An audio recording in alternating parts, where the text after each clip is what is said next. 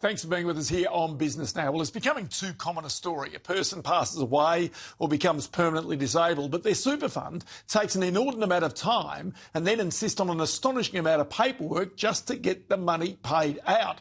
Mary Aldred is the Liberals' federal member for Monash, and she's experienced this firsthand, helping constituents with exactly this predicament. Now she wants change and wants super funds forced to act more quickly. She joins me now. Mary, thanks for your time. This came about because of constituents you had to help, literally, go through the paperwork, go through all the shenanigans just to get paid out when they're under enormous stress themselves.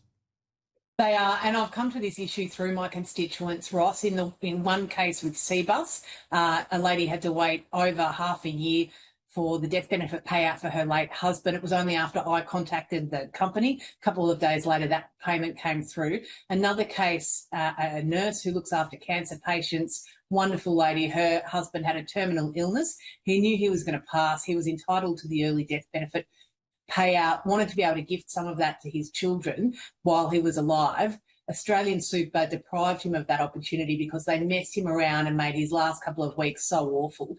Then his widow repeatedly tried to get in touch with Australian Super, was shifted from call centre operator to call centre operator. Emails were unanswered.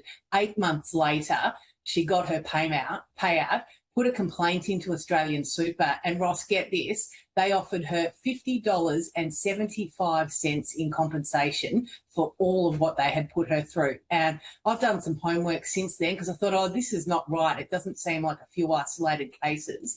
I asked ASIC, well, is there a mandatory minimum time on payouts? It turns out there's not. It's as soon as practicable, which in the case of Australian Super, which ASIC commenced legal proceedings on last year, they allege that 7,000 Australians, just in the case of one super company, have had to wait between 4 months and 4 years to access their own money. And so the other thing to note, the Coalition led a Senate inquiry last year, over a year ago, and they came out with a set of recommendations, including recommendation 7, which said there should be mandated minimum standards on these things, and the government has just been way too slow to act.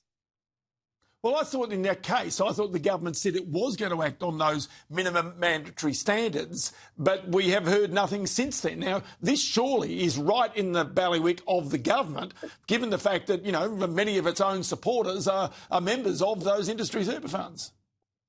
Absolutely. There are a number of unions and former Labor luminaries that are well represented on the board, around the board tables of those super companies. But this Senate inquiry came out in February 2025. So it's now been over 12 months, well over 12 months indeed, since the government said that it would move and get some traction on these recommendations. But there's been crickets. And in the meantime, thousands of Australians, including my constituents, are not being treated with respect or fairness that they deserve, and this needs to be fixed. So the issue there goes to, it's not just the time taken, and it's not just the fact that here we're seeing life insurance 34%, account administration 56%, but it is actually the amount of paperwork that the people are having to go to. Now, we recognise there's anti-money laundering issues. We understand you've got to make certain you've identified the right beneficiary, but surely these super funds must be able to do this much more quickly than they do. They are spending so much time mucking people who are grieving and often in really terrible personal circumstances. They're mucking them around so badly that it's just adding to the stress of these people. But I can't help but think in some cases it's almost deliberate that they're messing them around. In the case of the lady that I helped who it had taken over 8 months for her to access her own money, if she decided to stick that money in the bank, the amount of money we're talking about, she would have earned $8,600 in interest. That's her money. And I think there's a bit of a perception with people right across the superannuation scheme where they think they're handing over their money and it becomes the superannuation company's money. It's not. It is their money. It's Australians' money, and they deserve far better. Yes. Indeed. Mary Aldred, the Liberal federal member for Monash, pushing that pretty hard. Many thanks for your time today.